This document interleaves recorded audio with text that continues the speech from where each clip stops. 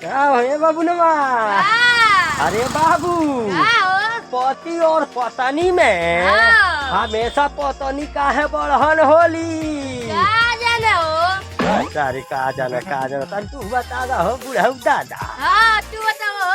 तारा तो मालूम ना हो काहे बढ़न होली? काटियो को पोटल ना पतिया कोठल ना तो ही कहता रे भैया हुआ नहीं तबे ने बीच पड़े लिखी ना, क्योंकि पत्नी में छोटी ई की मात्रा होती है, क्योंकि पति में छोटी ई की मात्रा होती है और पत्नी में बड़ी ई की मात्रा होती है। बड़ी की। हाँ बड़ी ई की, जाना ना?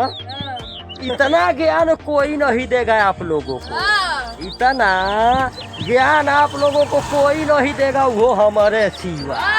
हो दादा ठीक बा? ठीक चला ठीक है, चाहे बाबू। अरे बुढ़ऊ दादा का हो बेटा?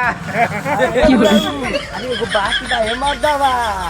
अरे तनी हो बूढ़ा जन सोजिया तो बुढ़िया देवी को हरे के तनी दो नहीं हम में आके का मारी ले आई ना। इसकी बीड़ी का होई मने खड़ा बीड़ी चाहिए, खड़ा बीड़ी मजा। ओ बुढ़ऊ बाबा, जवन मरदे के मेहरारू तंग करेली, हम सुनले बानी कि अगला कोई जन्म ले भैंसी के जन्म पा ले। अच्छा सही बात है। हाँ तो ही बात नहीं, तू ऐसा करम का हमनी कोई के अगला जन्म हमनी भैंसा के जन्म पावल जा ना। अरे बाबूनवा, हम गइलो नि मदनपुर कोल्हिया ना चल गईनी हम कपूर अगरबाद पंडित जी को हता न 51 रुपया चढ़ाओ बच्चा ना जो ले हे। अरे हम कहे पुरनका 500 रुपया ना होला, वह हम धोई के चढ़ा दे तो पंडित खिसिया गई हो, कहता ई कौन पैसा ही नहीं खा चल। तो हम कहनी है नहीं खा चल तो लाड़े से नहीं खा चल ले, हम भगवान का चढ़ौनी है, तोहरा थोड़ी चढ़ावत नहीं, चल चाहे न चल, हमारा का करे का बा। हाँ ठीक बा न? ठीक बा। चल चाहे न चल चला आई लाल चले ना चाहे न चले, तोहरा लोग का खोली धो के बाइक बैलेंस बनाए बारे ये तो पैसा के मीटिंग आगे हमको मर गया नहीं चला। हां कहां जा रहे हो? पता नहीं डोरी चटना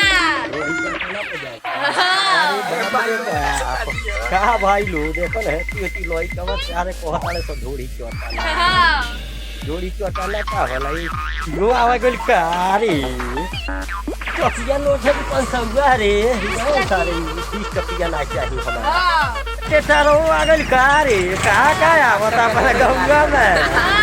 अरे बाप रे बाप दोस्तवा, अरे जब पाप के घोड़ा भर जानू तो ना जानते रे, जब पाप के घोड़ा भर जा तो वो घोड़ा हटा के बड़का ड्रम लगा दे के चाहिए, सुधरे के तो बा नहीं लोग के पाप के घोड़ा भर के तो ड्रम लगा दी तेहू पाप करिए नु, जब पाप के घोड़ा भर ड्रम लगा दी बड़का में भरत रही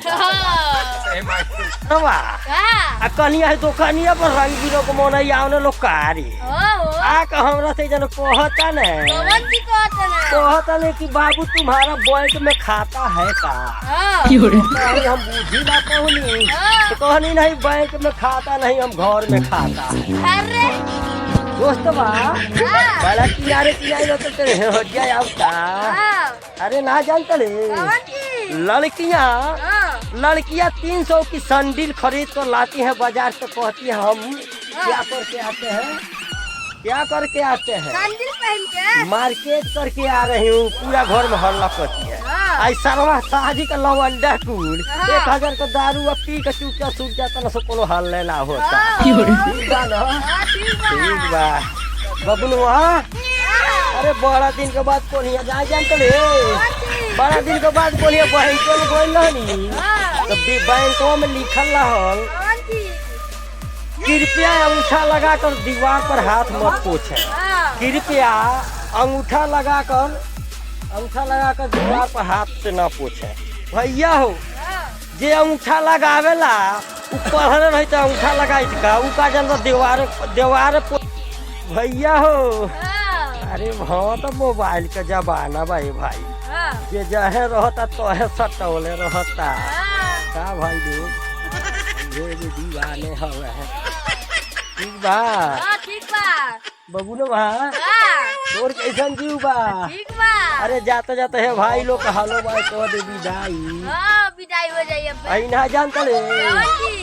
अरे पापा के पोहरी के बाद हाँ। हई पापा के कबूतर आ गइल बा मार्केटवा में रे सही है अच्छा भाई लोग पापा कबूतर आ गइल बा जाके आप लोग किराना स्टोर पर चाहे बड़े बड़े शोरूम पर खरीद लीजिएगा हाँ। ठीक है बाय। अगर वीडियो अच्छा लगा होगा तो एक लाइक सब्सक्राइब जरूर करिएगा और कमेंट में जरूर बताइएगा वीडियो कैसा है।